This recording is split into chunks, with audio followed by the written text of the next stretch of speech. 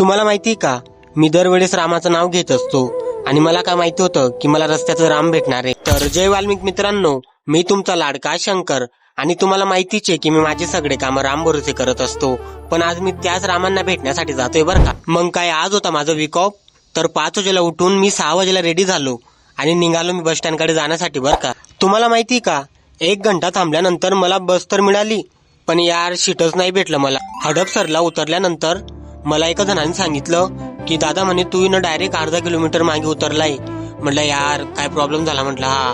मी त्यांना पुरे पैसे दिले तिकिटाचे आणि असं केलं माझ्यासोबत. हडपसरला उतरल्यानंतर मला हे आजोबा दिसले, पायी पायी जात होते बरं का पंढरपूरला. मला खूप भारी वाटलं यार त्यांच्याकडे बघून. आळंदी ते पंढरपूर चाललेले पायी पायी वारी माऊली. आजोबांसोबत मी चहा पिऊन निघालो माझ्या पुढच्या जर्नीसाठी बरं का.